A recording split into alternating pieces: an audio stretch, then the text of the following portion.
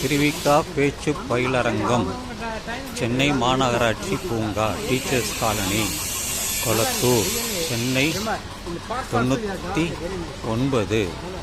சனிக்கிழமை தோறும் மாலை 6 முதல். வாங்க பேசலாம். 18வது கிளை தொடக்கம் 26/1/2017. இயல்பான தமிழில் பேசலாம். 5 நிமிடங்கள் பேச்சு. அமைதல் நலம். அரசியல் கலவாது பேசுதல் வேண்டும். எந்த துறை பற்றியும் சுவைப்பட பேசலாம். விவாதங்கள் அறவே கூடாது. இயன்றவரை எதிர்மறை கருத்துக்களை தவிர்த்து பேசுதல் ஆக்கம். மதங்களை முதன்மைப்படுத்தாது. மன தூய்மைக்கு வித்திடும் ஆன்மீக நலன்களை கூறலாம். இணை அமைப்பாளர்கள் அழப சாந்தி, திருமதி சித்ராதேவி ரமேஷ். முனைவர் வழக்கறிஞர் திருக்குறள் மாமணி பா. தாமோதரன்.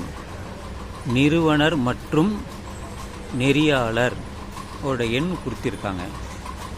அமைப்பாளர் ஆர்வி இராஜா. திருவிக்கா.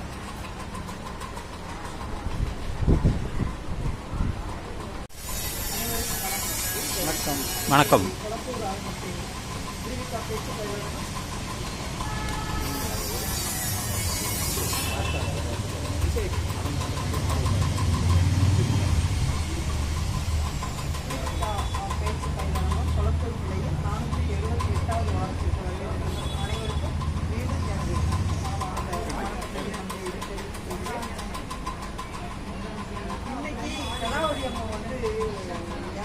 கலாவதி அம்மாவா?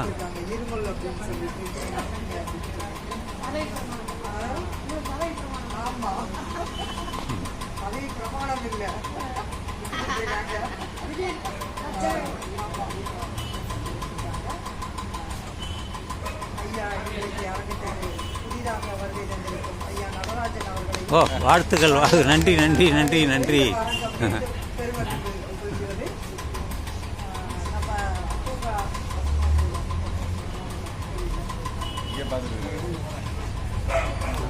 ஐயா வராங்க.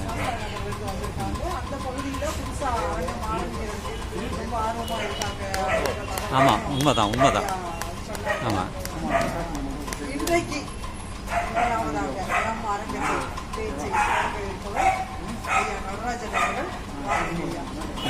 நன்றி நன்றி நன்றி. முடிச்சிட்டிங்களா?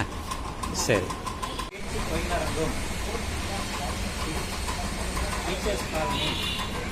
இந்த அரங்கத்திற்கு வருகை கொண்ட அனைத்து உறுப்பினர்களுக்கும் அன்பான வணக்கம். நீங்கள் ஒரு தலைப்பு எடுத்துக்கொண்டு பேசுவதற்கு அந்த தலைப்பு என்ன என்றால், பானையும் பனை ஓலையும். பானையும் பனை ஓலையும். பானை நமக்கு தெரியும். எவ்வளோ காலமாக நம்ம இந்த பானையை பயன்படுத்துகிறோம் அப்படின்னா ஒரு 3000 வருஷத்துக்கு முன்னாடி போகலாம். குயவர்கள் தான் பானையை உருவாக்கியவர்கள். முதல் விஞ்ஞானி என்று சொல்லலாம் நம்முடைய குயவர்கள். அந்த பானையை செய்யறதுக்கு ஒரு சக்கரம் வேண்டும். சரிங்களா? அந்த சக்கரத்தை யார் செஞ்சார்?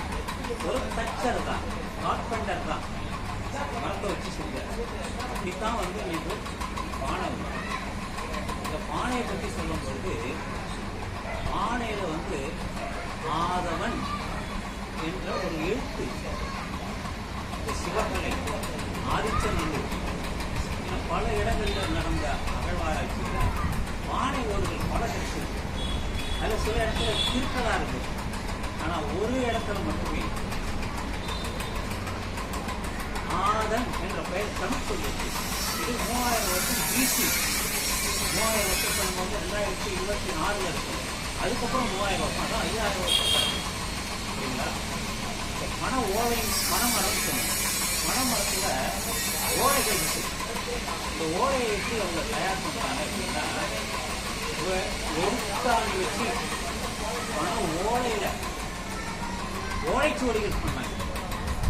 இந்த ஓலைச்சுவடி எப்படி எழுதுனாங்க அப்படின்னா அந்த பண ஓலையை எடுத்து அதில் இருக்கிற நரம்பை எடுத்துட்டு அதில் இருக்கக்கூடிய பகுதி ஒரு பகுதியை வெட்டிட்டு அதில் வந்து எழுத்தாணி இரும்ப வச்சு அவங்க தீர்னாங்க. அதில் புள்ளி வைக்க முடியாது. புள்ளி வைக்காமல் அப்படியே எழுதிட்டாங்க. ஏன்னா புள்ளி வச்சா அது ஓட்டை ஆகிடும், பிரிஞ்சு போயிட்டு. அப்படித்தான் வந்து இன்னைக்கு நம்ம திருக்குறள் பேசுகிறோம் இல்லையா? திருக்குறள் முதல்ல எதில் எழுதுனாங்க? ஓலைச்சுவடிகள்லாம் எழுதுனாங்க. இப்போ சங்க காலத்தில் எடுத்துக்கிட்டோம்னா முதற் சங்கம், இடைச்சங்கம், கடைச்சங்கம். அப்போ முதற் சங்கத்தில் இருந்த பாடல்கள்லாம் நமக்கு கிடைக்கல. இடைச்சங்கத்தில் இருந்த பாடல்கள் கிடைக்கவே இல்லை. மூன்றாம் சங்கத்தில் கிடைத்த பாடல்கள் தான் இன்னைக்கு இருக்குது. அதில் இந்த 8 10 தொகை நூல்கள் இருக்குது. அதன் பிறகு வந்ததுதான் திருக்குறள். திருக்குறள்ல முதல்ல இந்த ஓலைச்சுவடிகள் தான் எழுதினாங்க. அது ஒரு ஆங்கிலேயர் கொண்டு வந்துருக்காரு. யாரோ ஒரு வீட்டில் வந்து இந்த ஓலைச்சுவடிலாம் இருக்கு, அந்த வீட்டில் எரிக்கிறதுக்கு புத்தகத்துக்கு தேவைப்படும் அப்படின்னு சொல்லி கொடுக்கும்போது அவர் பார்க்குறாரு. அவர் போய் ஆள்கள் தான் எனக்கு சரியா ஞாபகம். எல்லிஸ் பிரபுவா சரி, அவரு தான் பார்த்துட்டு இதை இன்னும் நிறைய எழுதியிருக்கு அப்படின்னு சொல்லி அதுக்கப்புறம் தான் புத்தக வழிகள் வந்தது. எப்போது புத்தக வழிகள் வந்தது அப்படின்னா முதல்ல ஜெர்மானியர்கள் தான் எழுதினாங்க. பேப்பரை கண்டுபிடிச்சது சீனாக்காரன். பைட்ரஸ் அப்படிங்கிற ஒரு உள்ள எடுத்து அதை வந்து காகிதத்தை தயார் பண்ணுவாங்க. அந்த காகிதத்தை அச்சடிக்கிறதுக்கு அப்போ யாருக்கும் தெரியாது. அது ஒரு ஜெர்மானியர் தான் அதில் அடித்தார். அப்படித்தான் நமக்கு இன்னைக்கு கிடைக்கக்கூடிய அனைத்து நூல்களுமே ஜெர்மானியர்கள் தான் காரணம். ஆனால் நான் சொன்னது போல இந்த நம்முடைய வரலாறு நாகரிகம் என்று சொல்லும் பொழுது 2 தான் நம்ம சொல்லணும். ஒன்று கீழடி நாகரிகம், 2வது பொறுமை நாகரிகம். முதல்ல ஆராய்ச்சி பண்ணது சிந்து சமவெளி தான். இந்த சிந்து சமவெளி நாகரிகம் நம்ம அதிகமாக டைம் எடுத்து நண்பர்களுக்கு தான் நான் கேட்குறேன்.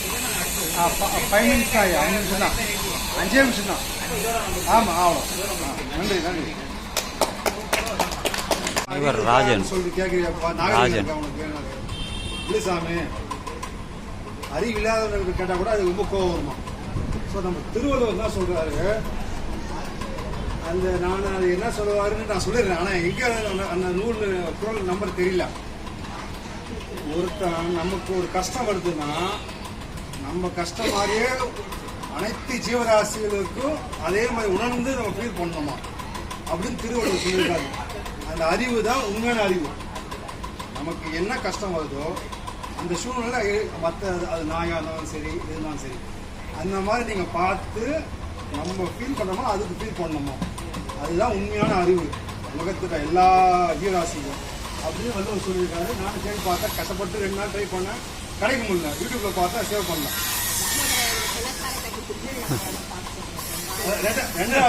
ரெண்டாவது வந்து 2வது மறந்து போச்சு. சகஜம்தான். மகிழ்ச்சின்றது உள்மனசு. இங்கேருந்து வரணும். உண்மை நம்ம அங்கே போய் அங்கெல்லாம் சுற்றி பார்க்கறதுக்கு மகிழ்ச்சி. ஆக்சுவலாக வந்து 3வது மேட்ரு ஆக்சுவலாக வந்து பார்த்தீங்கன்னா எண்ணம் வந்து என்றைக்குமே வந்து ரொம்ப பாசிட்டிவாக இருக்கும். ஆக்சுவலாக வந்து எல்லாமே சொல்ல வந்து ஆக்சுவலாக வந்து நம்ம ஒரு ஒரு செயல் ஆக்சுவலாக வந்து 4வது வந்து இந்த மக்கள்லாம் வந்து பார்த்தீங்கன்னா ரொம்ப இதாக இருக்காங்க. இங்கிலீஷில் ஒரு வார்த்தை ப்ரியாரிட்டின்ட்டு ஃபோன் வரும். யாருப்பா அது? செல்வம் அங்கிளா? எவ்வளோ ஃபோனா? ஹலோ செல்வம் அங்கிள், அங்கிள். அடுத்து ராஜனா இவன்னா இன்னைக்கு என்னால் காரியம் நடக்குமா? நடக்காது. அப்படியே வச்சிரு. வாழ்க்கையில் இந்த மாதிரி தான் இருக்காங்க மக்கள். முக்கியத்துவம் கொடுத்து தான் எடுக்கிறாங்க. நீ உபயோகப்படுறியா உபயோகப்படலையா இதுதான் வாழ்க்கை. இந்த யதார்த்தத்தை நம்ம புரிஞ்சிங்கன்னா நம்ம முட்டாளாக மாட்டோம். உண்மைதான். மொத்தத்தில் யாரை நம்பி யாரும் இல்லைங்க. நீ இல்லைனாலும் சைக்கிள் ஓடும், நான் இல்லைனாலும் வண்டி ஓடும். சிறப்பு.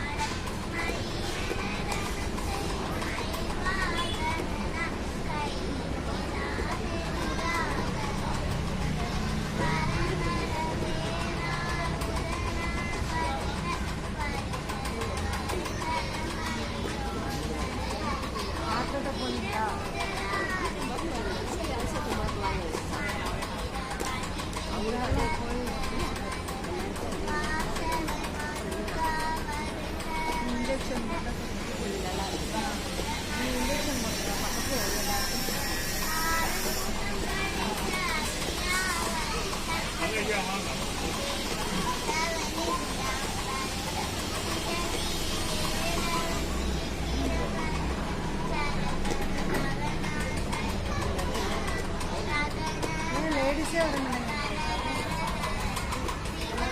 லேடிஸே தாங்க.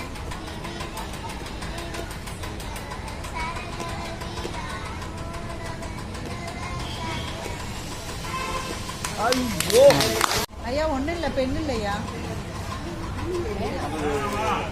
உதயகுமார் ஐயா அவருடைய திருமண நாள் நல்வாழ்த்துக்கள். அப்புறம் மணிகண்டன் ஐயா அவருடைய திருமண நல்வாழ்த்துக்கள். குழந்தைக்கு சொன்னாங்க, யாரும் குழந்தை இல்லைங்க ஐயா, அவங்க குழந்தைக்கு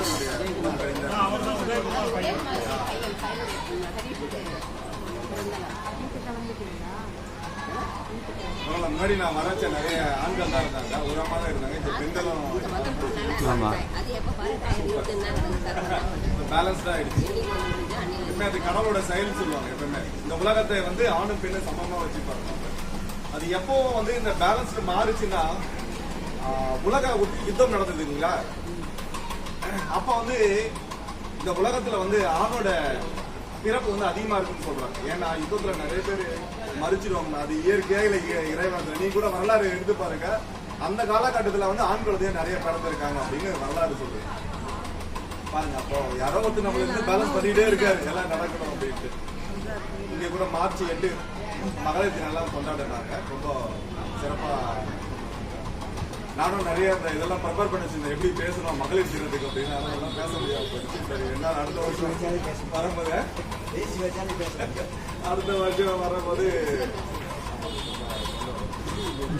பெண்கள் ஆனா உண்மையிலேயே வந்து ஒரு மிகப்பெரிய சக்தி தான். ஏன்னா அந்த பூமி கூட சொல்றாங்களா பெண்கள்னு. ஆனா ஒரு சின்ன ஒரு வருத்தமா இருக்கு பெண்கள் மேல. என்னன்னா என்னன்னா இந்த பெண்களுக்கு எல்லாம் மகளிர் உதவித்தொகை கொடுத்தாங்க 5000 ரூபாய். அது உண்மையில அது ரொம்ப அருமையான விஷயம். 5000 ரூபாய் கொடுத்தாங்க நிறைய பேருக்கு. ஆனா என்னன்னா ஒரு வருத்தம், எந்த பெண்ணுமே திருப்பி வேணாம்னு சொல்லல. ஏன்னா நாட்டுல பாத்தீங்கன்னா நிறைய குடிப்பழக்கத்திற்கு மது பழக்கம், போதை பழக்கத்துக்கு சமூக சீரழிவு நிறைய நடந்துட்டு இருக்கு. எந்த பெண் ஆனா அது சமூகத்தில் பெண்களுக்கு ஒரு பொறுப்பு இருக்கு. ஆனா அவங்க யாருமே யாருமே வேணாம்னு சொல்லல. இதெல்லாம் எங்களுக்கு வேணாங்க, நீங்க வந்து கடைங்க மூணா டாஸ்மாக் மூடுனா போதும், இந்த மாதிரி வந்து நல்ல நீங்க ஆட்சியை கொடுங்க யாருமே கேட்கல.